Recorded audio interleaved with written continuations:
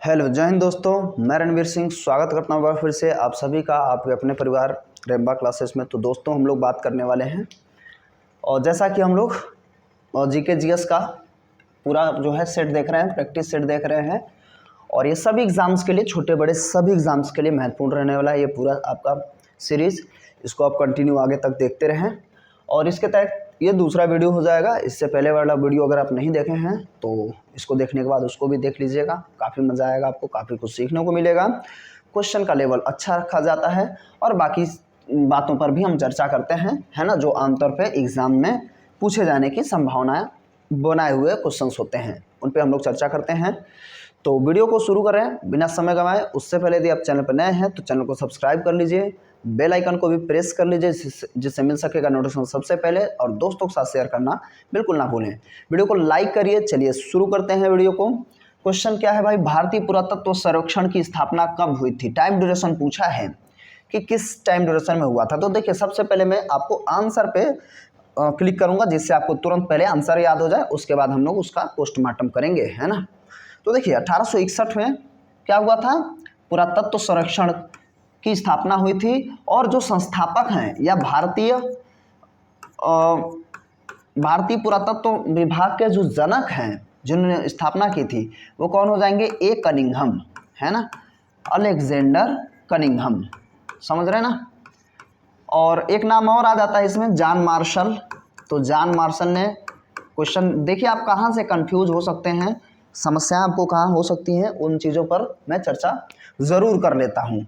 तो John Marshall जो है वो जो है उस समय एक निर्देशक के रूप में काम कर रहे थे जब हड़प्पा की खोज की जा रही थी, यानी कि उसी टाइम ड्यूरेशन में 1921 में दयाराम साहनी ने हड़प्पा की खोज की, है ना।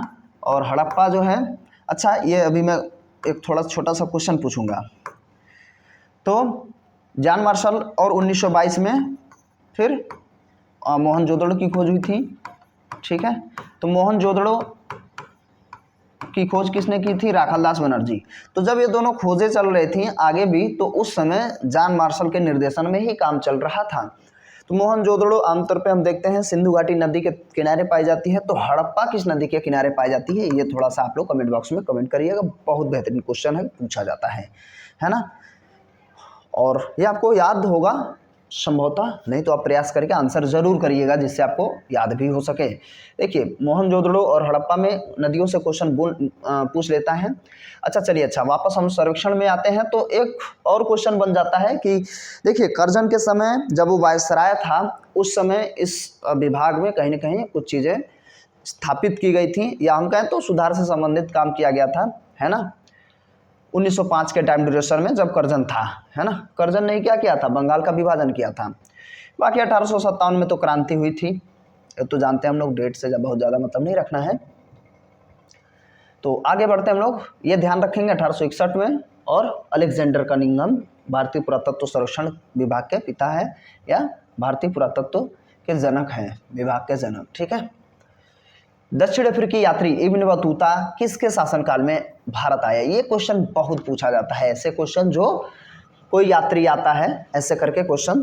तो देखिए इसमें से आंसर जो हो जाए हुमायूं, अकबर, मोहम्मद बिन तुगलक, अलाउद्दीन की। देखिए आंसर जो है मोहम्मद बिन तुगलक है, और मोहम्मद बिन तुगलक के समय ही इब्न बतूता भारत में आया था, जो कि कहाँ का निवासी था? मोरक्को, ठीक है, ध्यान रखेंगे, मोरक्को का निवासी था। तो दोस्तों ये ध्यान तो रखना ही है, क्वेश्चन देश के नाम से भी पूछ लेता है। और उसी के टाइम ड्यूरेशन में बर्नी इत्यादि लोग भी थे, किसके? मोहम्मद बिन तुगलक।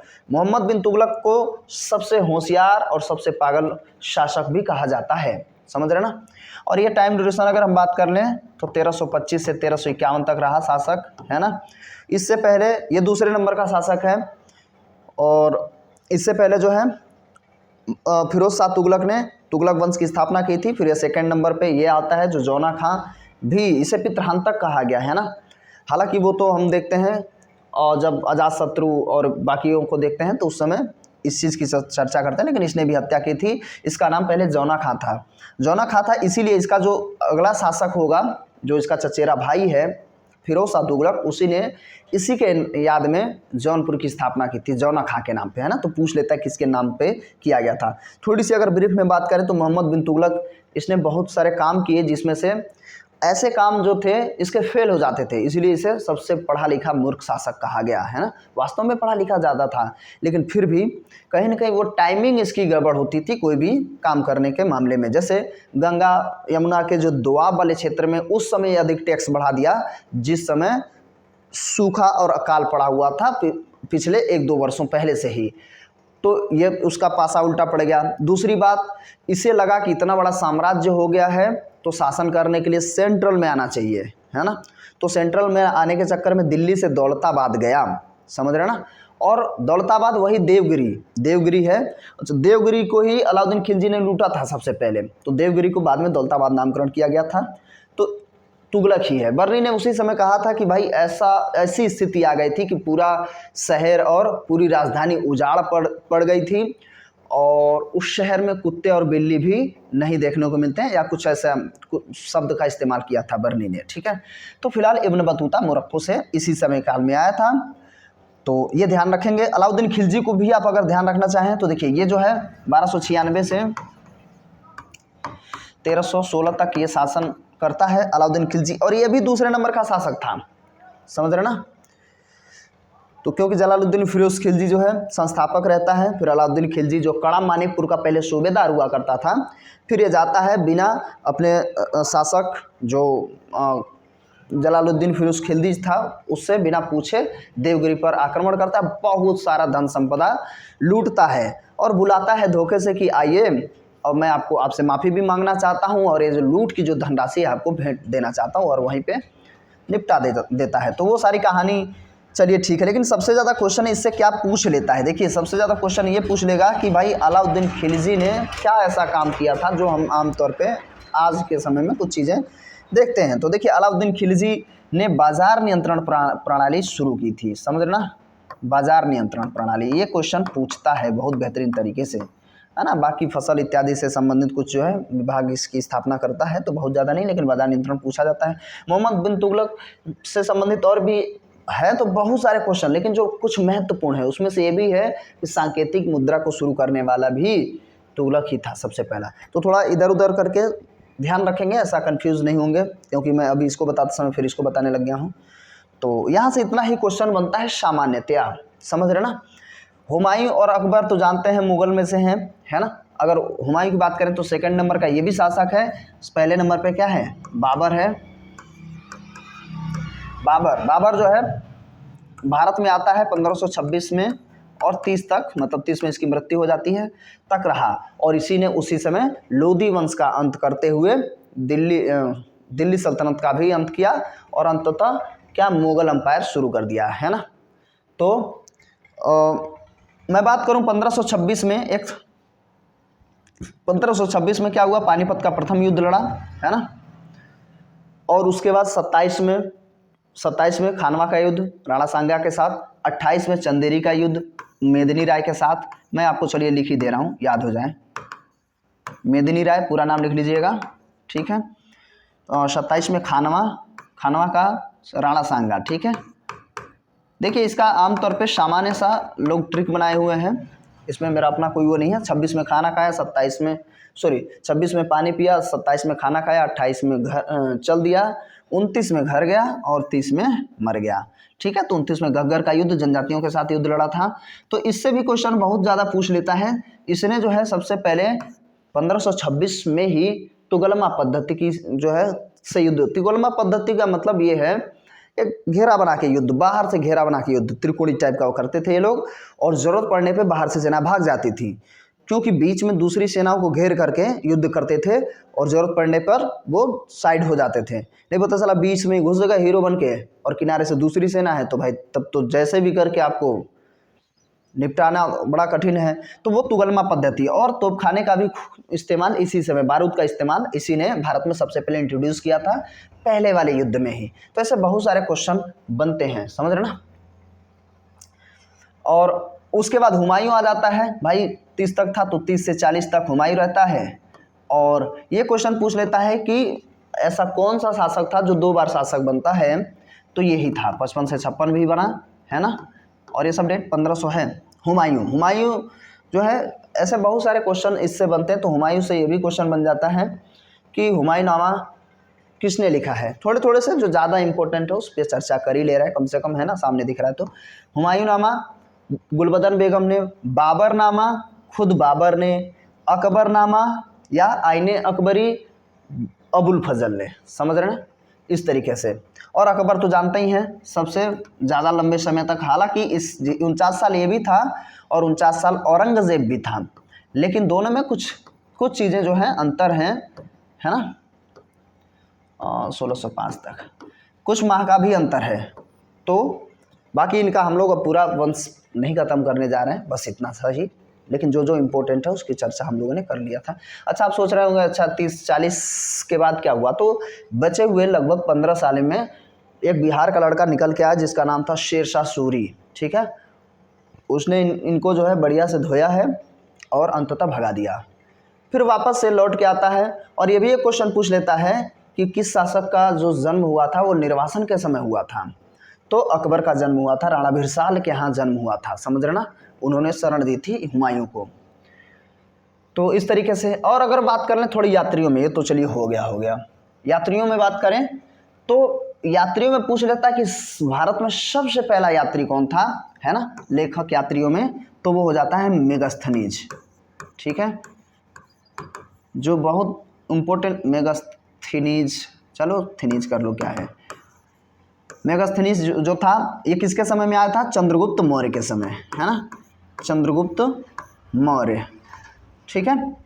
चंद्रगुप्त मौर्य ने मौर्य वंश की स्थापना की थी। ये खुद अगर इसकी हम बात कर लें तो 322 या कई किताबों में 21 लिखा होता है से 298 तक ईसा पूर्व तक इसने शासन किया था।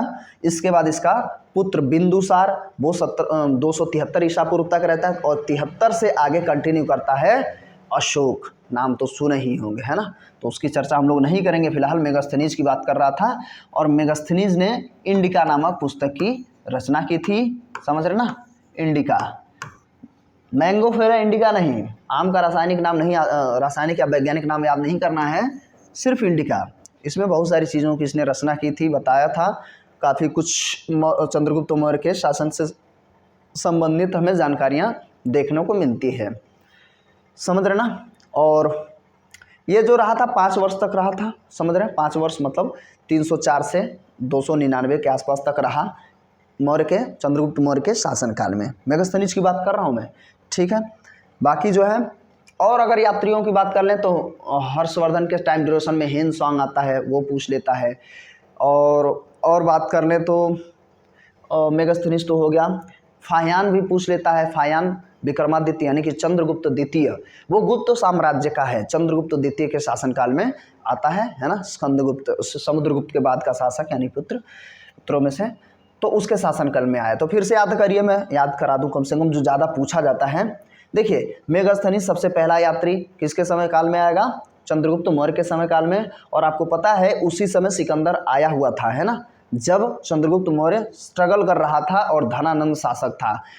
धनानंद जो है नंद वंश का अंतिम शासक है, जिसकी हत्या करने के बाद ही चंद्रगुप्त मौर्य शासक बनता है, ठीक है।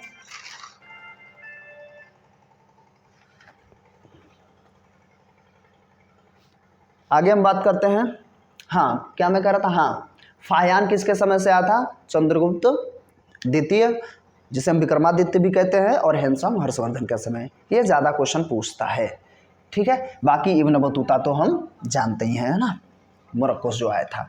तो ये क्वेश्चन है। बाकी अब इनको पूरे वंशज को नहीं खत्म करने वाले हैं हम लोग, आगे बढ़ते हैं।